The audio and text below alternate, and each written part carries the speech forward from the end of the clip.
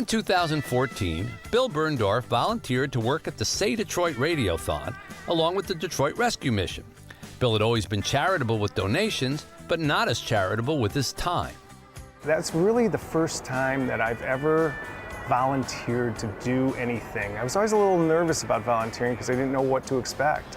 And I knew there was something that I wanted to do. And lo and behold, a few months later, the idea popped into my head to go buy 1,000 turkeys and pass them out in the city of Detroit. And 12 months later, Bill and his nonprofit Higher Hopes turned that 1,000 turkeys into 4 tractor trailers filled with everything from turkey to dessert.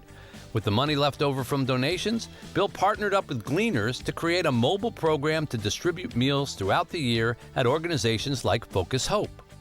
Now, you give out 1,000 meals a month? Every month. Meal kits, not Meal meals, kits. but meal kits. Yeah. Each meal kit makes 10 to 20 meals. And this year, we will have a continuous run on food every single month going forward.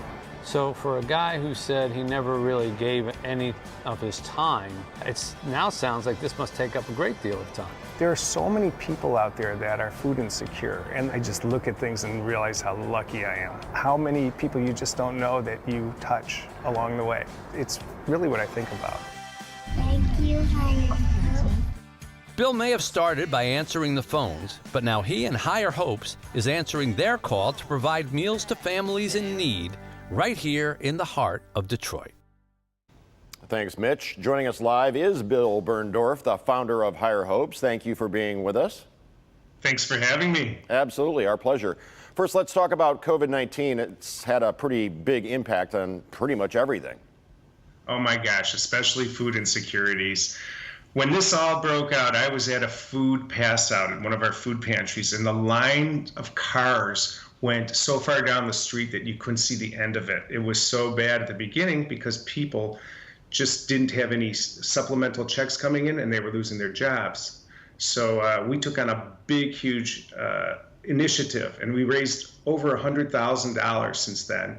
And we are bringing in 26 truckloads of rescue food into the state of Michigan to support our 7 Michigan food banks. It's over 1 million pounds of food that's coming in between now and the end of August. Yeah, as one of the sad ironies of this whole pandemic was that the supply chains were interrupted to the extent that food was going bad when it was needed most at the other end of the chain.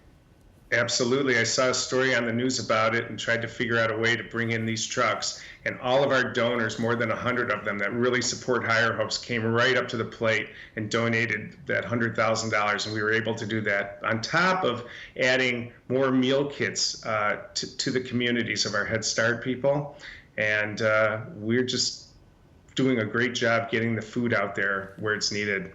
Okay, so there's 2 sides to this. How can people help the organization, or if people need help, where do they get that information?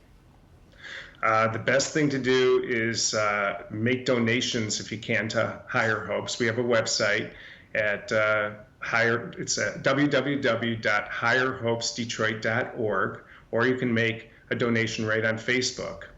And real quick, if you need help, how do you get it?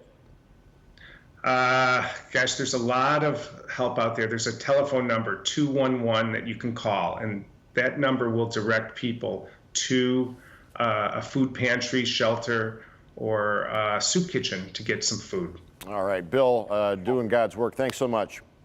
Thanks for having me. Tati, over to you.